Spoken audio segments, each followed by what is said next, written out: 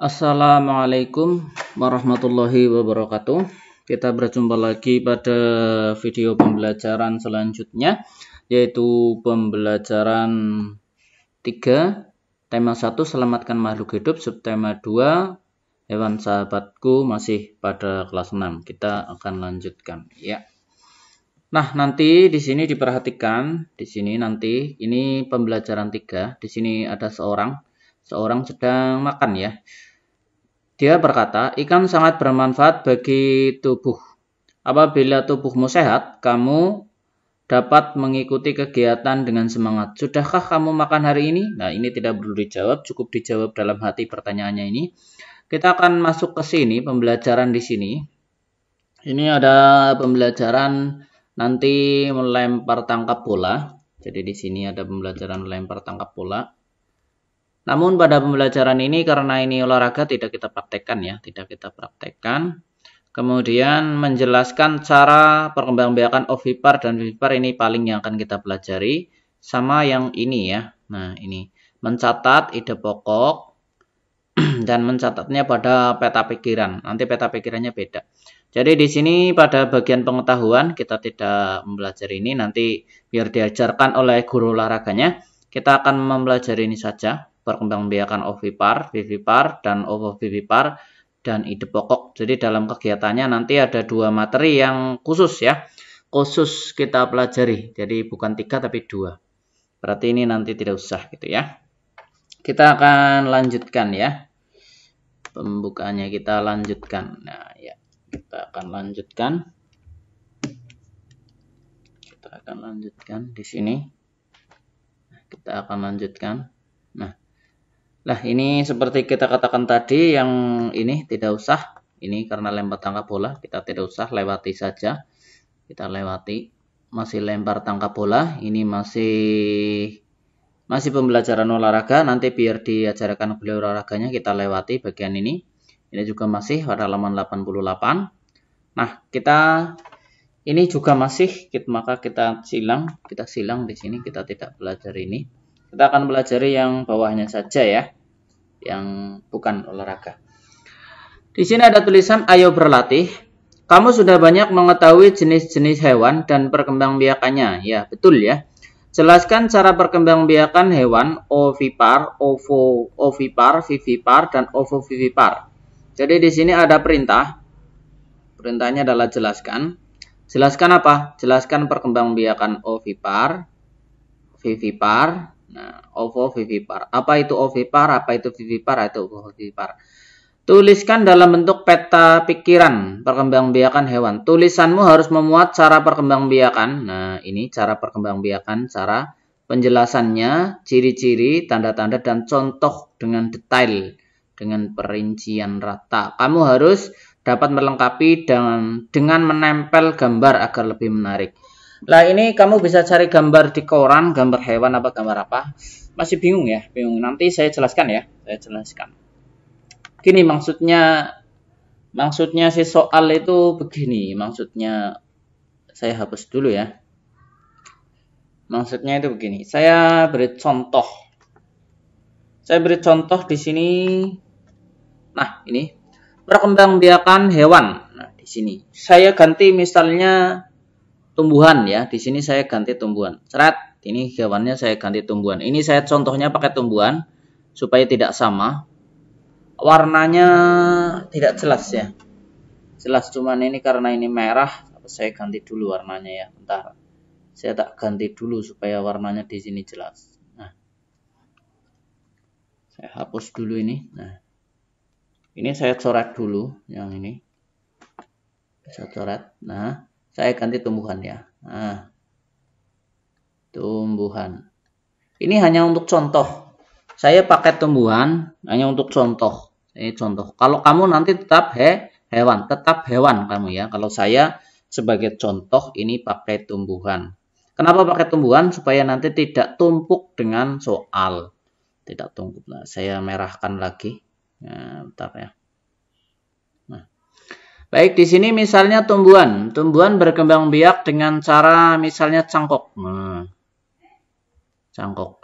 Apa itu cangkok? Nah, nanti Ini kan yang kita tulis di sini cara perkembangbiakan. Nah, cara perkembangbiakannya, cara perkembangbiakan. Wah tulisan jelek ya, kurang jelas ya. Ya baik, saya perbaiki. Ntar agak susah ya. Saya tulis cara perkembangbiakan. Nah, perkembangbiakan. Cara perkembangbiakannya ini apa? Nah, cara perkembangbiakannya kalau cangkok berarti vegetatif. Vegetatif alami apa vegetatif buatan? Vegetatif buatan. Nah, vegetatif buatan. Ini cangkok, cara cangkok misalnya. Ini kan begini, perkembangbiakan tumbuhan contohnya cangkok. Cangkok yaitu cara perkembangbiakan vegetatif buatan. Penjelasannya penjelasannya adalah cara mencangkok di sini, cara mencangkok. Atau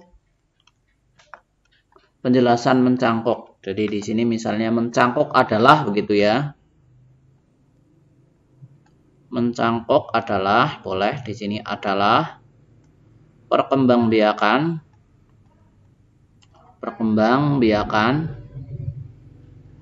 tumbuhan. Nah, tumbuhan dengan cara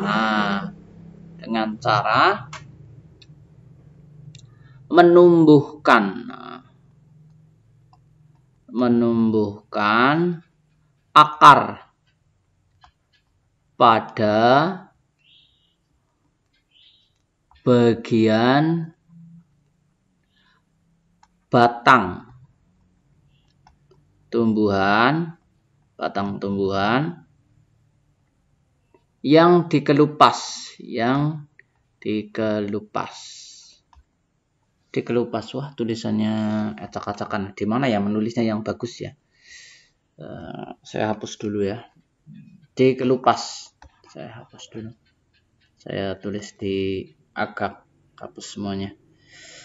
Saya cari tempatnya agak lebar supaya nanti tidak acak-acakan di sini ya tadi ya.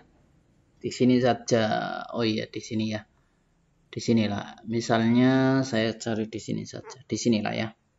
Tadi cangkok ya. Cangkok. Ini perkembangbiakan. Nah, cara perkembangbiakan.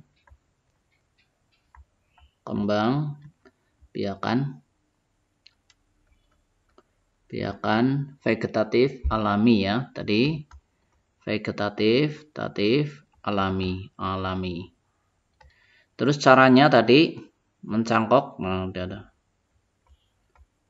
Mencangkok adalah di sini. Cara perkembangbiakan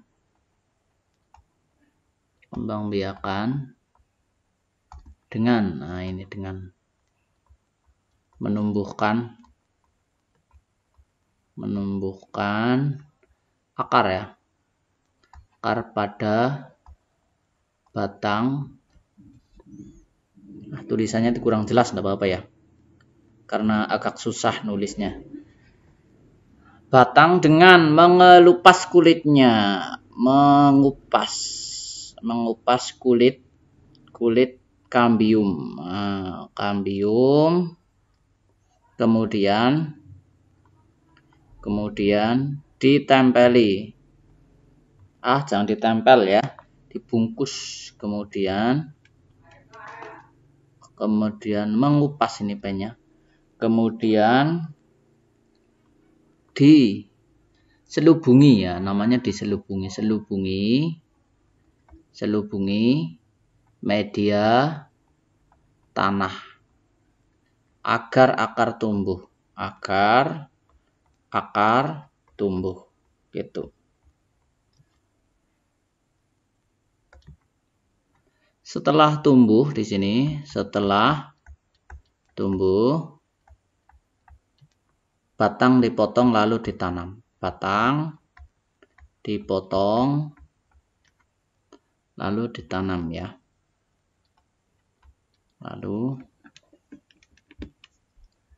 Lalu ditanam ya. Jadi ditanam. Nah, ini perincian cara perkembangbiakan. Yang ini penjelasan. Nah, ini penjelasan dari sini ke sini. Ini penjelasan. Ini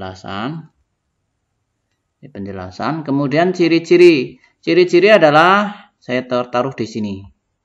Ciri-ciri tanaman yang dapat dicangkok. 1. Berkambium ya. Ciri-ciri tanaman yang dapat dicangkok. Yang dapat dicangkok. Nah, dicangkok. Jadi 1. Berkambium. Berkambium gitu ya. Nah, kalau yang tidak memiliki berkambium itu tidak bisa. Kedua, biasanya tanamannya itu berbunga ya. Biasanya berbunga dan memiliki kambium. Tapi yang pertama itu harus memiliki kambium dulu. Terus yang kedua adalah biasanya dikotil. Dikotil itu tumbuhan berkeping biji 2. Kalau yang berkeping 1 itu tidak bisa. Berkeping 1 siapa? Contohnya kelapa gitu ya. Kelapa, terus kemudian pepaya itu kan tidak bisa. Contoh dengan detail itu nanti gambar ya. Gambar hewannya boleh. Gambar tumbuhannya gitu. Ini contoh mencangkok. Ini saya contohkan cangkok gitu ya.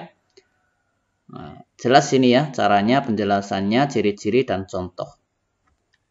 Belum jelas ya, akan saya ulangi dengan contoh yang lain.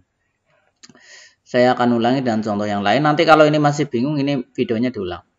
Saya ulangi dan contoh yang lain. Baik, saya akan contohkan pakai yang 1 tapi hewan ya, hewan. Nanti kamu menjelaskannya ini hanya 3. Ovipar, ovovivipar, ovivipar atau ovipar gitu ya.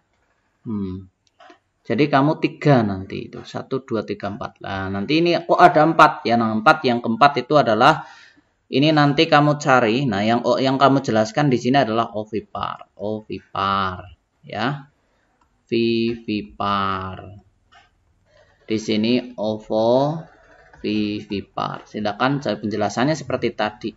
Nah, ini saya akan isi yang keempat di sini vegetatif. Apakah ada perkembangbiakan hewan dengan cara vegetatif? Ada. Contohnya, saya beri contoh 1, fragmentasi.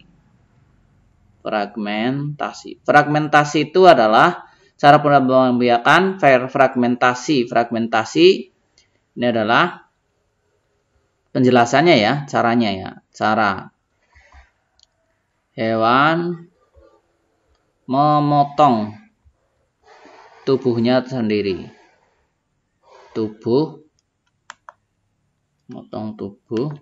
Nah, saya hapus dulu, bentar.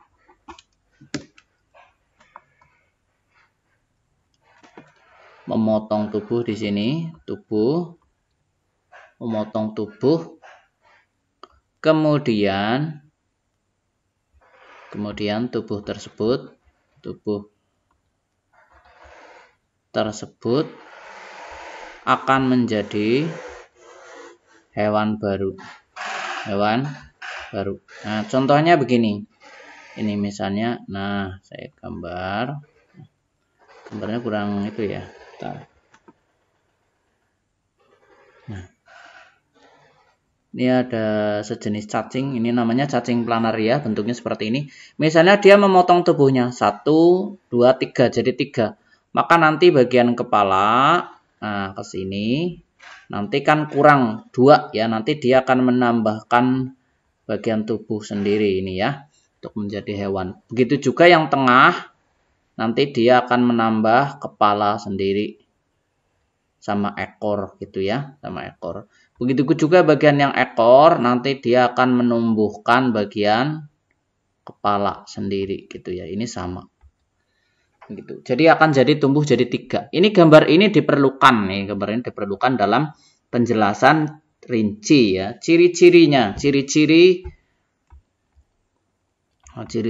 yang menggunakan fragmentasi.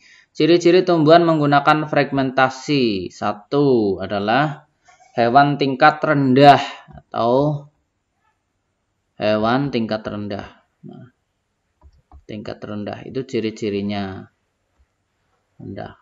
Taiwan tingkat rendah. Nah, ini kemudian sejenis cacing. Sejenis cacing. Ini yang bisa fragmentasi, ini cacing. Ada cacing pita, ada cacing-cacing yang lain. Contoh detailnya ini gambarnya. Ini contoh detail. Nah, ini contoh perkembangbiakan yang detail ya. Jelas ya?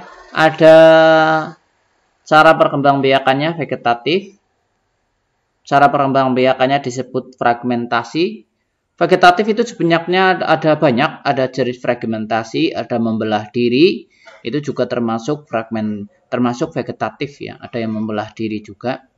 Nanti akan dibahas pada pertemuan selanjutnya. Ini hanya untuk contoh. Vegetatif, fragmentasi, caranya hewan memotong tubuh, kemudian tubuh tersebut akan tumbuh, akan menjadi hewan baru ya. Ini dipotong menjadi 3, nanti setiap potongan akan melengkapi bagian yang kurang. Kalau yang tengah, potongan tengah berarti melengkapi kepala dengan ekor. Bagian ekor berarti melengkapi badan dengan kepala. Bagian atas berarti melengkapi badan dengan ekor. Begitu. Kalau kambing kan tidak. Kambing dipotong kepalanya kan dia tidak melengkapi tubuh ya. Tubuhnya juga tidak bisa melengkapi kepala. Begitu. Gampangnya seperti itu. Nanti kalau kurang jelas silakan diulang lagi video ini. Saya lanjutkan pada halaman selanjutnya. Nah, di sini ada tulisan Indonesia memiliki berbagai jenis hewan. Hewan tersebut memberi makanan yang berlimpah. Bagaimana kita mensyukurinya? Nah, di sini nanti tidak perlu dijawab pertanyaan ini. Ini cukup dijawab dalam hati. Ada tulisan hari ini kamu akan mendengarkan lagi guru membacakan teks laporan dengan mencatat fakta-fakta dan ide pokoknya. Jadi nanti setelah ini saya akan bacakan teks laporan. Nah, kamu itu mencatat fakta dan ide pokok ya. Ide pokok. Simaklah lagi dengan seksama teks yang dibacakan. Perhatikan di sini sebelum saya melanjutkan. Nah, ini kemarin ada sebuah soal yang saya munculkan di ulangan pertama, kita akan bahas di sini. Bacalah bencana banjir lumpur akibat jebolnya tanggul situ gunung di Tangerang Selatan menimbulkan berbagai penyakit. Beberapa penyakit yang akan timbul sesudah bencana adalah diare, tifus, leptospirosis, dan demam berdarah. Masalah kesehatan pada korban dan masyarakat di sekitar lokasi-lokasi bencana harus segera diantisipasi. Beberapa penyakit itu muncul karena lingkungan kotor dan sumber air yang bersih tercemar lumpur. Ide pokok paragraf di atas adalah, saya hanya membahas soal yang kemarin maksudnya. Bukan, ini belum saya bacakan ya. Teks yang berkaitan dengan soal ini belum saya bacakan. Nah, di sini saya ingin memperjelaskan lagi cara mencari ide pokok. Cara mencari ide pokok di situ adalah permasalahan utama yang muncul. Permasalahan utama yang muncul pertama adalah banjir. Banjir lumpur. Biasanya terletak di awal ide pokok. Nah, di sini kemudian ingat bahwa ide pokok tidak harus kalimat semuanya ditulis, tapi pokoknya saja. Berarti ini tidak perlu. Karena ini hanya alasan, jadi hanya diambil ini. Tulisannya jelek ya. Hanya saya ambil ini. Nah, perhatikan. Nah, kita hanya mengambil 2 tulisan ini. Bencana banjir lumpur menimbulkan berbagai macam penyakit. Hanya itu yang kita ambil. Perhatikan contoh yang kedua. Contoh yang kedua. Oh, maaf. Tuh. Contoh yang kedua muncul nggak ya? Oh, belum ya. Ya udah, contohnya satu saja. Baik. Sebentar, saya akan bacakan persiapan membacakan teks soal ini ya. Bentar ya. Oh iya, sebelum saya lanjutkan untuk membacakan teks ini, saya beri contoh satu lagi saja. Yang nomor 7 ya. Saya contohkan satu lagi saja. Nah, ini kemarin kita ada soal seperti ini. Ini kan sudah untuk ulangan ya. Kita lihat bagaimana cara mengambil gagasan pokok dan ide pokok. Gagasan pokok itu sebenarnya sama dengan ide pokok. Jadi ini sama. Gagasan pokok, wah, kurang gede lingkarannya ya. Baik. Gagasan pokok di situ sama. Ini sama dengan ide. Sama. Sama ya, sama dengan ide pokok. Saya tulis di sini. Ide pokok itu sama. Gagasan pokok dan ide pokok artinya sama. Lihat ke sini. Pada bagian ini, kita hanya mengambil ide pokoknya bertanya menandakan siswa dapat menyerap materi pelajaran. Jadi di sini kita ambil kata awalnya bertanya. Nah, di situ. Lihat di sini. Nah, kita ambil. Nah, ini. Kemudian di sini semuanya membuat seorang memiliki kepekaan terhadap peristiwa-peristiwa yang terjadi di sekitar kita. Nah, ini tidak ada yang istilahnya penting pada bagian ini. Karena di sini tidak menjelaskan keseluruhan teks. Jadi di sini hanya kita ambil kata bertanyanya saja. Jadi kan kemarin saya tunjukkan bahwa ide pokok atau gagasan pokok itu bisa diambil dari awal paragrafnya atau akhir paragrafnya. Kalau di awal paragraf itu paragrafnya berbentuk paragraf deduktif, kalau yang di akhir paragraf itu adalah paragraf induktif. Karena di sini ada kata jadi, berarti gagasan pokoknya itu di akhir ya, di akhir. Gagasan pokoknya di akhir. Jadi di sini sebenarnya kalimat utamanya berbunyi, jadi berbagai manfaat bisa kita peroleh dari bertanya. Ini adalah kalimat utamanya, kalimat utamanya. Jadi kesimpulannya itu. Jadi di sini kesimpulannya kalimat utamanya ini ditanyakan manfaatnya apa? Manfaatnya adalah ini ya, menandakan agak susah nulisnya ya. Bentar. Ini ya. Nah, menandakan. Jadi kita ambil kata bertanyanya, menandakan siswa dapat menyerap pelajaran. Ini merupakan manfaat dari bertanya. Begitu, itu gagasan pokoknya. Itu ya. Ini lihat. Ini akan kita bertanya, ini kita centangi di sini, memperoleh informasi. Kita akan kelompokkan kenapa bisa itu, memperoleh informasi. Kemudian ini. Nah, lihat yang saya lingkari merah, bertanya, memperoleh informasi, materi pelajaran yang tidak dipahami. Pada akhirnya di sini memahami materi secara utuh. Nah, ini yang saya lingkari 1, 2, 3, 4.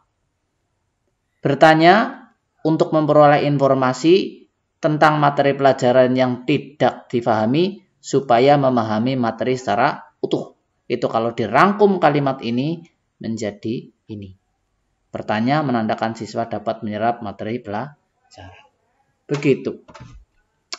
Nanti kalau masih bingung diputar lagi dari awal ya. Tapi intinya ide pokok biasanya itu memuat sepotong kata dari kalimat pertama. Sepotong, tidak semua. Contoh tadi yang ini kan memuat ini. Nah, ini sepotong. Potongan yang lainnya di mana? Potongan yang lainnya itu bisa masih di kalimat utama, bisa masih di kalimat pertama, bisa juga tersebar di kalimat yang lain seperti paragraf kedua ini. 1, 2, 3. Tapi kalimat utamanya pada paragraf ini adalah yang akhir. Tandanya adalah kata jadi. Gitu ya. Saya hapus dulu bagian ini. Nanti saya akan baca ya. Baca untuk ini ya. Sebentar ya. Saya akan baca kalimatnya. Untuk yang Baik, saya akan bacakan teksnya ya. Bacaan teks terkait dengan pengisian ini. Ada 2 paragraf nanti yang saya bacakan. Paragrafnya yang kemarin kan bebek, sekarang ada hewan, ayam ya, ayam. Catatlah ide pokok pada teks yang saya baca ini ya. Siap, kita mulai ya. Ayam. Paragraf 1. Di Indonesia, sebagian besar ayam dipelihara dan diternakkan. Masyarakat memanfaatkan daging dan telurnya. Daging dan telur ayam sangat bermanfaat bagi kesehatan tubuh. Paragraf 2. Ayam jantan dan betina memiliki perbedaan. Ayam jantan lebih besar dari ayam betina. Ia memiliki jalu panjang, berjengger lebih besar. Bulu ekor ayam jantan panjang dan menjuntai. Ayam betina berukuran lebih kecil dan tidak memiliki jalu, tetapi memiliki jengger kecil. Bulu ekornya pendek. Nah, itu selesai pembacaannya. Saya ulang sekali lagi. Ya, saya ulang sekali lagi. Ayam. Di Indonesia, sebagian besar ayam dipelihara dan diternakan. Masyarakat memanfaatkan daging dan telurnya. Daging dan telur ayam sangat bermanfaat bagi kesehatan tubuh. Paragraf 1 itu. Paragraf 2. Ayam jantan dan betina memiliki perbedaan. Ayam jantan lebih besar dari ayam betina. Ia memiliki jalu panjang dan berjengger lebih besar. Bulu ekor ayam jantan panjang dan menjuntai. Ayam betina berukuran lebih kecil dan tidak memiliki jalu tetapi berjengger kecil. Bulu ekornya pendek. Demikian teks yang saya baca untuk mengisi bagian ini ya. Mengisi bagian ini. Bagian ini. Silakan nanti kalau kurang jelas diulang lagi ya, diulang lagi videonya. Nanti ini tugas, jadi ini tugasnya. Ini tugas ya. Ini tugas. Dan ini tugas. Nah, ini tugasnya. Ini tadi teksnya sudah dibaca. Ini nanti dikerjakan. Baik, kita akan lanjutkan pada halaman selanjutnya ya. Pada halaman selanjutnya. Kita lanjutkan pada halaman selanjutnya saja. Nah, di sini ini sudah berakhir pada halaman ini. Setelah belajar hari ini, tulislah beberapa hal berikut. Nah, jadi di sini kalian harus menulis ini. Hal apa yang menarik pada hari ini tidak usah. Apakah ada yang membingungkan? Ini tidak usah. Apakah yang akan kamu lakukan terkait hewan sebagai sumber kehidupan ini tidak usah dijawab. Jadi ini intinya bukan tugas. Yang harus tugas adalah ini ya. Perhatikan lingkungan, ini tugas, saya tulis tugas. Tugas. Nah, ini. Perhatikan lingkungan di sekitar rumahmu. Apakah ada hewan yang berkembang biak secara ovipar, dan ovipar. Ingat ya, cari hewan. Nah, cari hewan. Nah, di sini. Hewan di sekitar rumah. Nanti dicatat hewannya, dicatat. Lalu golongkan hewan tersebut. Yang ovipar apa saja. Nanti di sekitar rumah ya. Yang vivipar apa saja. Di sekitar rumahmu. Ovovivipar apa saja. Kalau tidak nemu yang ovovivipar Pak di lingkungan sekitar saya, ya enggak apa-apa, enggak usah ditulis kalau tidak nemu. Tapi kalau ovipar dan ovivipar pasti ada ya. Paling sedikit berapa Pak? Paling sedikit kalau ada itu 3. Masing-masing 3 maksudnya. Ini 3. Yang ini 3. Jadi ini 3, ini 3. Ini, yang ini seadanya ya. Seadanya. Demikian untuk pembelajaran ketiga. Saya kira saya cukupkan sampai di sini dulu. Saya tutup. Wassalamualaikum warahmatullahi wabarakatuh. Terima kasih.